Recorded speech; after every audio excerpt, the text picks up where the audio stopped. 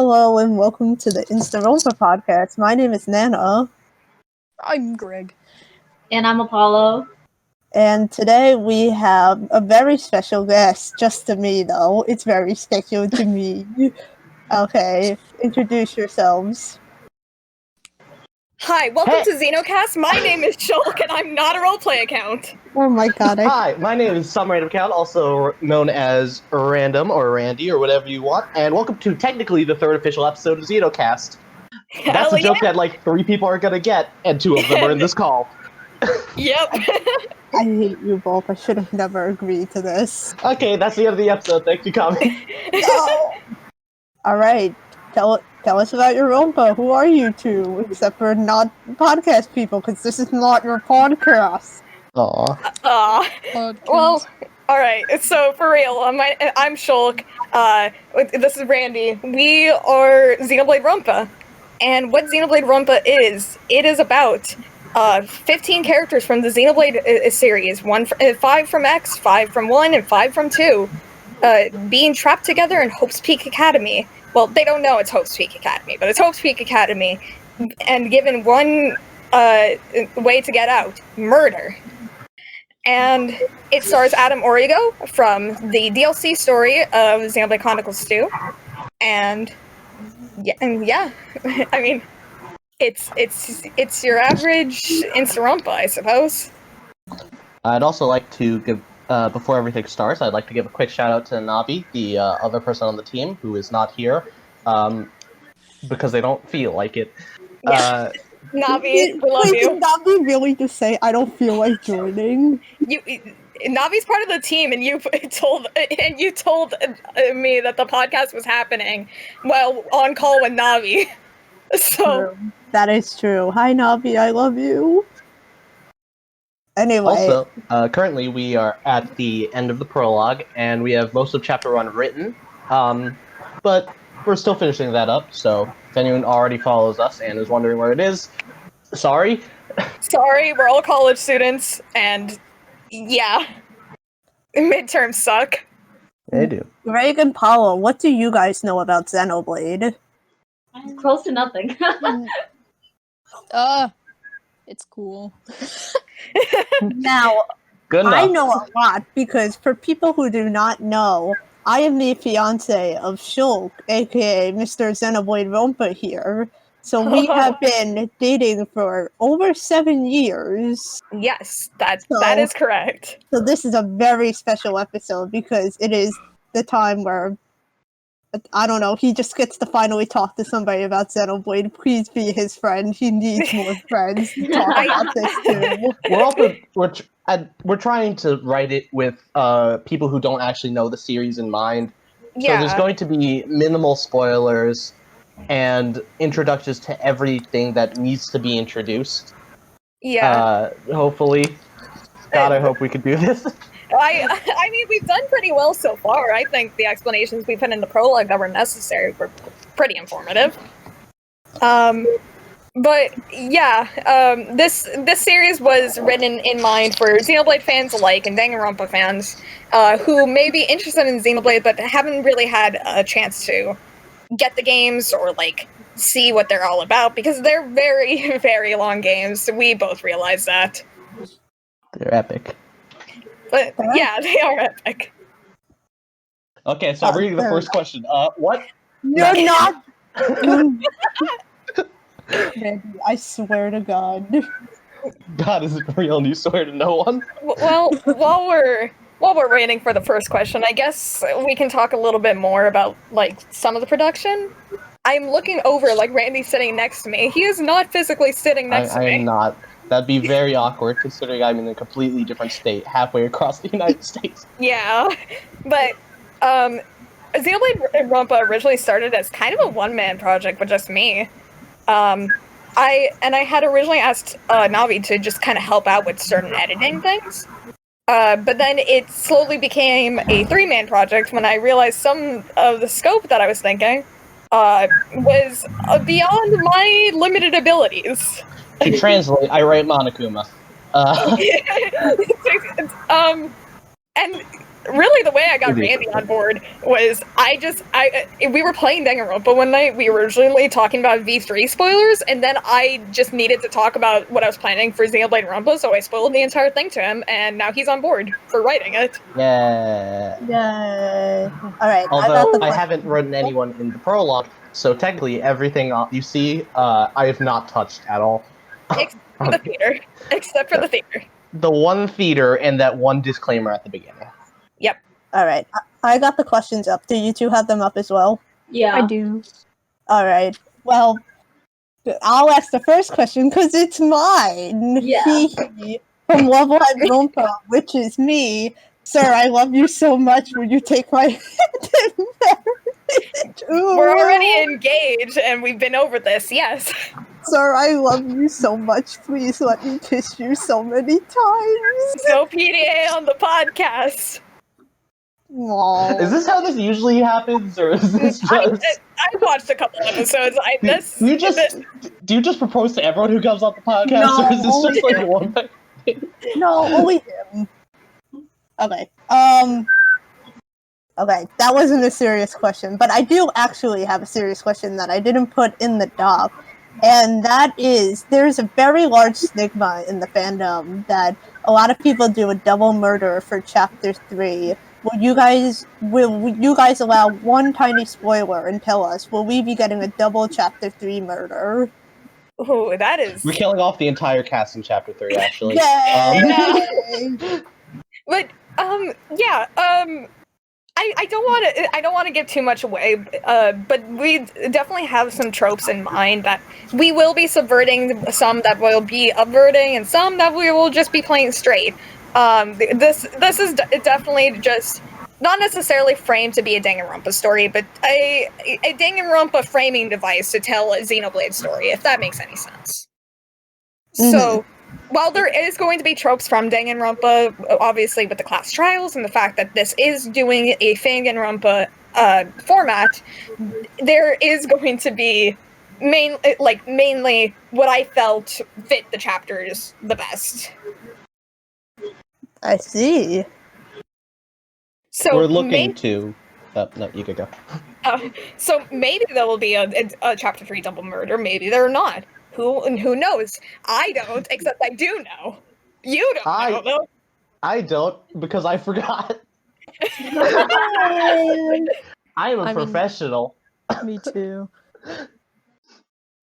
You don't know. Wait a second. You don't know. You don't know. No, Wait I a saved for my own. Like I forgot. I was just fair No, enough. I know the whole plot. God damn it. We have to rewrite it again. Oh no, this is so sad.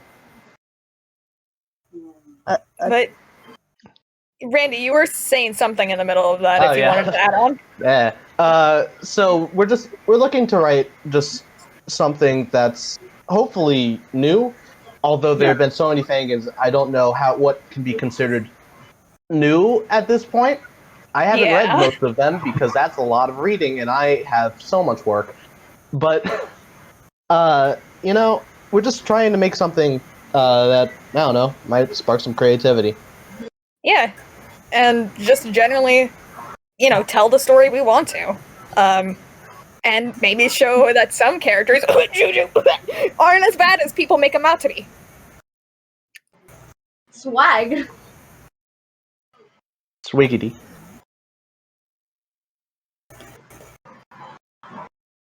But yeah, I think that covers that question pretty well. Cool. One of you two need to ask the next question. I'll do it. Well, Okay, you can put the gun down. You can put the gun down. Yeah. Before I begin speaking, I'm sorry if I pronounce any names wrong. I do not know anything about Xenoblade. Is Riki best character? Yes. No. Maybe. Who knows? I have personal opinions, because I have personal opinions, but Ricky is one of my favorite Xenoblade characters, period. Yeah. So maybe. I also have personal opinions, and those personal opinions are I love Ricky very, very much. I think he's a wonderful character, and I hope that people that are reading this will come to love him as much as we do. Leave it to Hirobon. I can't do an Appon voice, but I can try. That is Alright. not Yeah. me in the past. Valid. Alright, alright, this next one is from Penguin Rompa, which is Tofu. Tofu, my beloved. Jesus Christ, okay.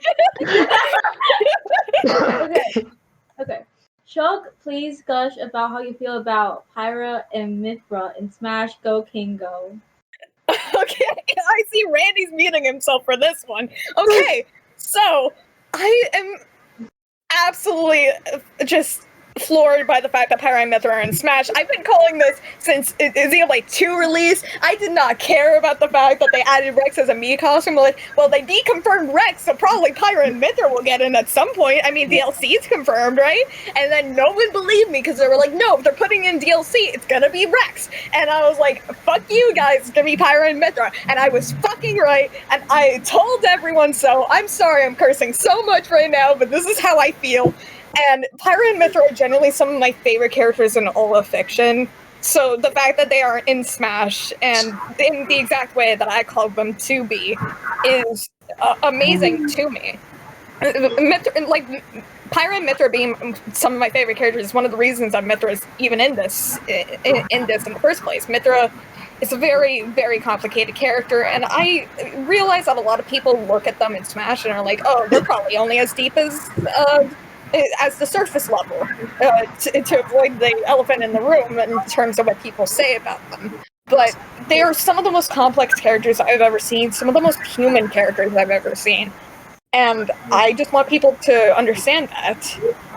And yeah, I don't want to ramble too much because otherwise this episode is going to be way too long, and I don't want to do that to you all. And I don't want to do that to Nicky. Hi, Nicky, I know you edit these. Nicky, my beloved. Nicky.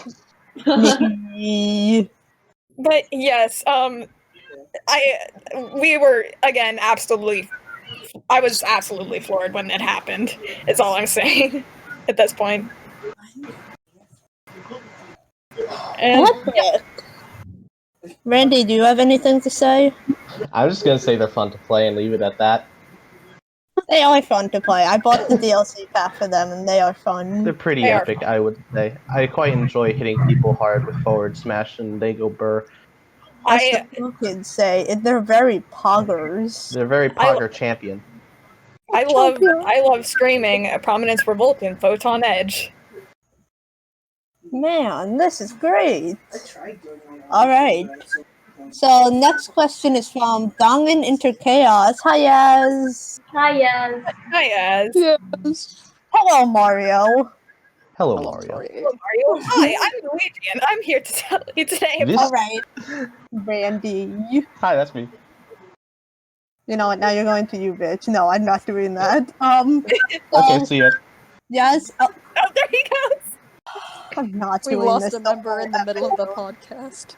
Alright.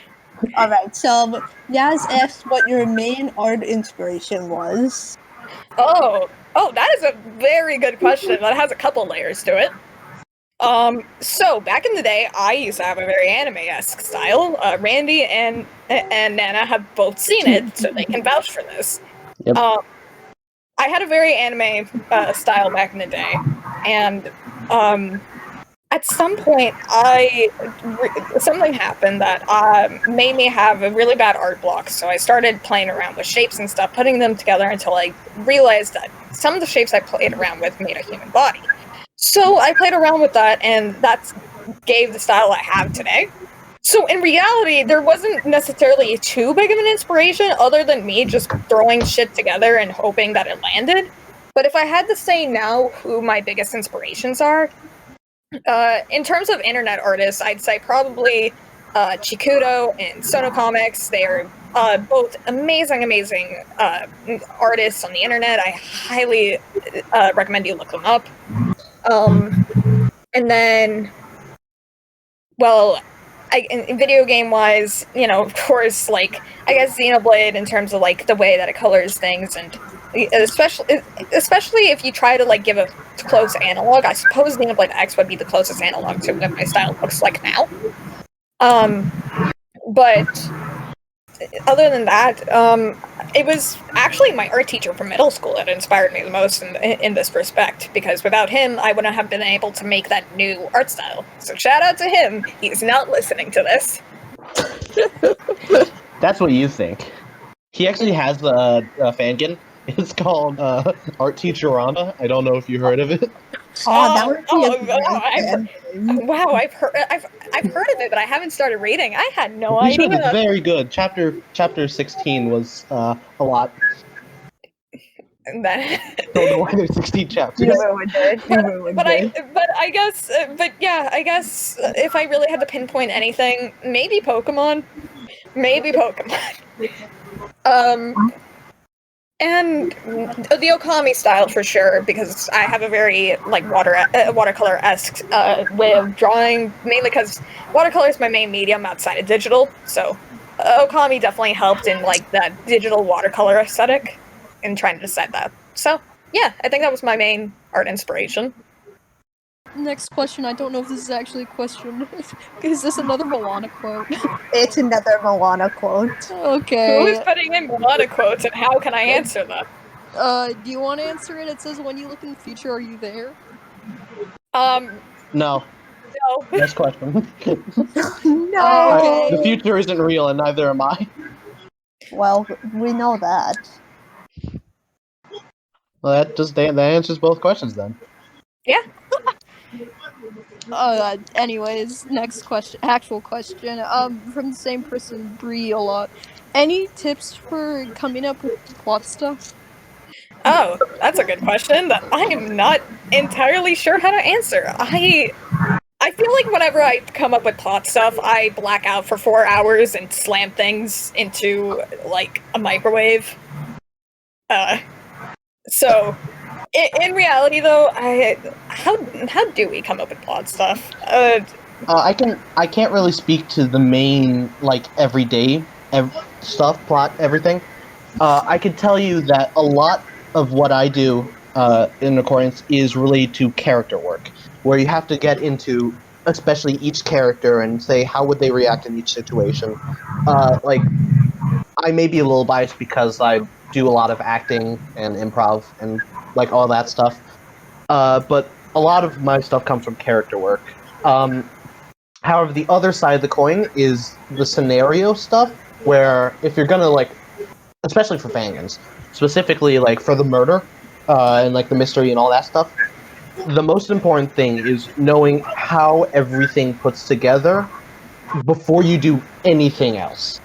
If you're gonna have evidence, you should have an end goal before you figure out what you need for everything, and kind of work backwards instead of just work forwards and hope it works out. Yeah, because at least on our end, we have all the murders and the murders and the victims already planned out. We don't have everything planned out to a T, where like we write the outlines basically when the scripts for things are done, and then we work from that. But we definitely have a sort of what's the word for it, like an idea. Like we have an idea of what we want to accomplish. We write an outline based on that, and then I take that outline and I go ahead and I refine it, figure out what leads to this point. That translates to English. Yeah, because I can't write. I can't words. Have you ever had a dream that you can't even make that joke because I haven't stuttered at all this call. Well, not too bad. You also can't make that joke because it's in writing, and it's hard to stutter in writing. Yeah. But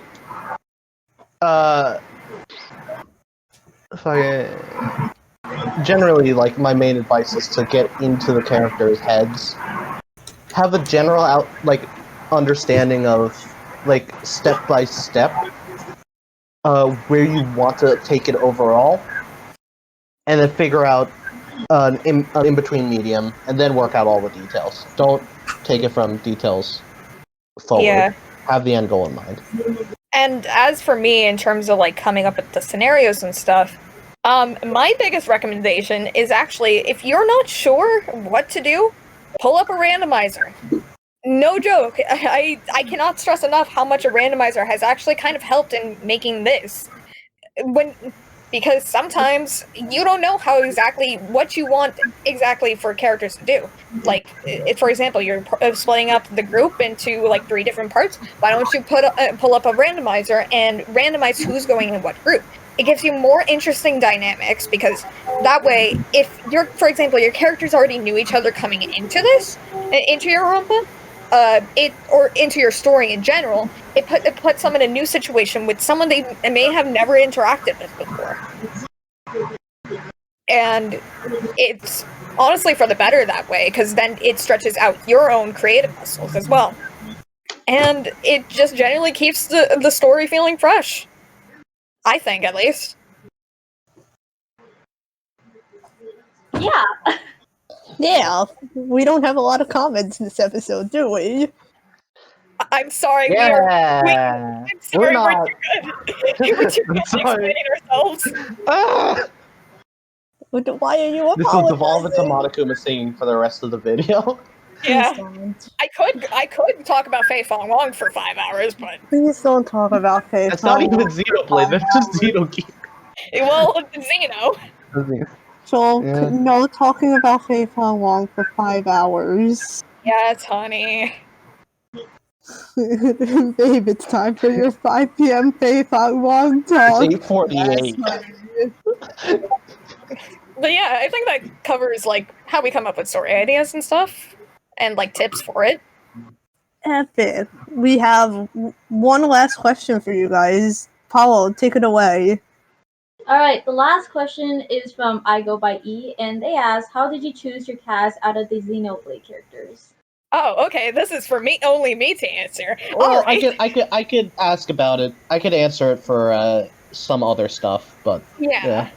But generally, I wanted characters that a lot of people don't actually know too much about. There's, even within the Xenoblade franchise, there's characters that are way more commonly known than others. For example, you'll notice that the face of the franchise, Shulk, is missing from this. And that's with good reason. It's because I didn't want to have him as a protagonist, because a lot of people already know about Shulk, regardless of whether they actually know what he's like or not. They know the face, and, so they're going to have their own, they're gonna go into this thinking, oh, well, I already know this person, like, so what does it matter what they think? Or what does it matter that they're in this, or their reaction? I think Xenoblade as a franchise has very strong characters and character moments. So I wanted to choose characters that, like, aren't necessarily thought of when you think of the series. Basically, any Xenoblade X character could have fit in there, but I very specifically didn't want Elma because she's known as the main character. I didn't want Cross because they are an Avatar character. they're boring. And they're an Avatar character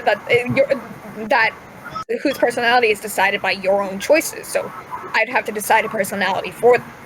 I didn't want to go with Shulk because again, he's the main character of Xenoblade 1 and the face of the franchise. I wanted to show people other characters that were in it. I did put in fan favorites. Dunban, Mithra, they are both very much fan favorites. And I put in... But I also put in characters that I thought were very interesting that a lot of people don't really like. The best examples I have of this are Juju and Rex.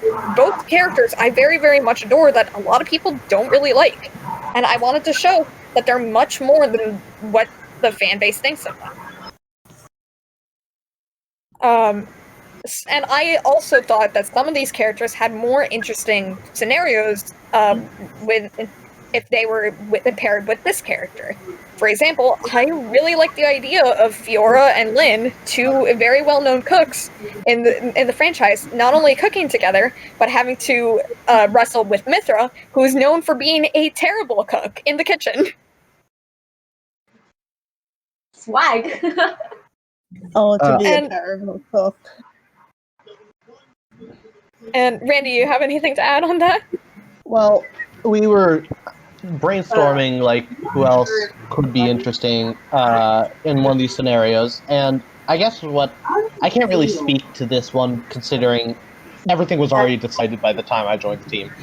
But overall, I think the most interesting choices are the characters that have both potential interesting like ideas, like motives and all that stuff. But the most important one I'd say is probably personality. With a large contrast in personality, there's so much more you can write than everyone feeling the same. And that's another reason we have characters like Zeke, the big hammy ones. Chaos! Exactly that. Against characters like Charlotte, who's generally like a very modest person. And she has her moments. She has very good moments, but she's generally much more modest and not that much of a ham compared to that of Zeke. And having characters like Zeke, who idolize characters like Adam in the same room, also brings in new writing opportunities in that sense as well. Zeke is the best character in the franchise, don't at me. I gotta disagree with you there. Zeke von Genmu, bringer of chaos, and his trusty blade Pandoria, and his giant fucking purple lightning sword. The purple lightning dream smasher. No, I gotta disagree with you. I'm a Melia stan all the way through. Yeah, and that's through osmosis. I could share who my favorite characters are. I could. Do you want to? The only hint you'll get is that Shulk is not actually my favorite character. Shocking, I know. Gasp. Gasap. The character I stole the name of is not my favorite character in the franchise. Who is it? That's for you to discover. Don't actually DM me about it, though. I know who it is. I am DMing. I am DMing you right now to ask. Anyway, that's all we have for questions. Do you two have anything else you'd like to talk about or say regarding your fan game? We got a lot planned for Chapter 1, and we're really hoping you're going to enjoy it very much. Got some really fun stuff planned, stuff later down the line that I'm very excited to share. And yeah, when I say that this entire thing is planned, I at least have, plot points planned. And I think they're going to be a very fun time, and I really do hope that if you like Xenoblade, or you like Danganronpa, or you don't like one or the other, like this is going to be a fun time for everyone involved. And what the fuck is Danganronpa, bitch? I'll kill you. And I, as one of the biggest Xenoblade fans I know, I really do hope that if you never played Xenoblade 4, this interests you in it. If you played Xenoblade and you don't and have never tried Danganronpa, don't. Just easy don't. answer. Fair. Don't fuck like with us Danganronpa fans. We hate Danganronpa. What the fuck is Danganronpa? Why do you think we have so much Instaronpas? You just don't like canon Danganronpa. What the fuck is Danganronpa? Can I talk about V3? I'm not going to talk about 3-3, but I can very much talk about V3 here. But I have strong opinions on V3.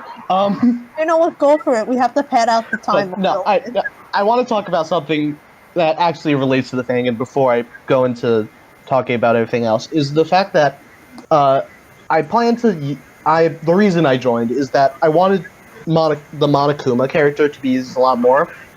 Because what I've noticed in a bunch of the fangins is, as much as they focus on the main cast, which, that's literally the most important part, good on them, the mono character kind of gets shafted for part of it, which is why I pushed a lot of emphasis on the addition of a mono theater. Because it's some of the best in the actual games. It's some of my favorite moments are just Monokuma being Monokuma and being like a complete bastard in between everything else and breaks everything up. It's just like you walk in like, oh no, the day's ended. That was pretty nice. Nothing bad could possibly happen. And then Monokuma kicks down the door and says, "Drink more Ovaltine!" And then, like, it just keeps going, and it either brings levity or a sense of impending doom, and, that's a lot of fun. It very, very much is. And I think too, because there's a lot of foreshadowing in the theaters as well, we may have some of our own. Keep your eye out. And if you catch it, you catch it. And if you don't, you don't. you I don't know what to tell you. If you don't, you don't. And if you do, you do. And I think, like, having that bit of foreshadowing will make it even more like a Xenoblade game. Because, Jesus Christ, there's a lot of foreshadowing in these games. And my favorite part about foreshadowing in both series. Yeah, there's a lot. Yeah, it makes repeat playthroughs very, very much like a joy for both sides. Or it brings you more pain in the end. I don't know. Either way, it makes, I think including these moments of foreshadowing will make rereading the series as well some very. It'll make it a very good time, is what I'm trying to say. With the foreshadowing in the theaters and some foreshadowing maybe in the actual dialogue. Who knows? Who knows? I do. I know. I also know. But yeah, I just kind of want this to be fun for everyone involved, and hopefully, if you have never read it or reading it now, if you decide to check it out, it'll be fun for you too. And if you want to look forward to anything, we have 40 pages of dialogue for you to look forward to for chapter 1. We do have 40 pages of dialogue. So, yeah, we have definitely been working on it. Don't worry about endless that. hours of content. There's going we to be a lot. Pat it out like a Xenoblade game. Yeah. In the end, we do kind of. I always said going into this that I want this to feel like another addition to the Xenoblade story rather than a Danganronpa game. So hopefully, but with me padding it out, not intentionally, but it definitely it is. But not intentionally padding it out, but like with me doing the pacing as I am and the writing that I am doing. Hopefully, in the end, that we're both doing. Actually, I should not. You come up. I'm here too. Okay, Randy comes up with really great shit. I will 100% dumbest shit. What do you mean? It's the greatest shit. I'm the comedy man. If there's some comedy, that's probably me. The best comedy, man. I come up with the jokes and you make them work. But yeah, we both really. Bottom text. I just did say bottom text. But yeah, we've put a lot of work into this. This is definitely a labor of love from everyone involved in this. So, and we hope that you love this labor of love. Yeah, that made sense. That was not redundant. Yeah. Addamposting. Addamposting. Oh boy. That's a more behind the scene thing. Is that I don't know if we're ever gonna post, but if we make a shitpost thing, we might. Yeah. We have a shit ton of shitposts. We made more shitposts than we probably should. Yeah, but it's funny. Yeah. I can send them I can send one of them into the chat if Nicky's willing to put it in. Nicky, I don't. Again, this is up to you, buddy. But if you are willing to put this in, I am more than happy to. Cue the background music, but don't actually, because I don't think we do background music here. No, we don't. I've watched a couple of them. But oh fuck yeah, that one. It's the best one. Thank you, Randy. Yeah, no problem. But to sum it up, pretty much, we take Adam and we like to put him places. Oh, that's my favorite.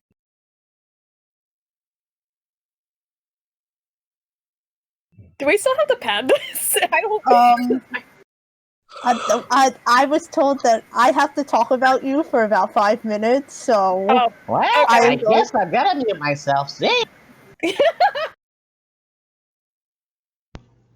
Hey, it's Editing Nicky.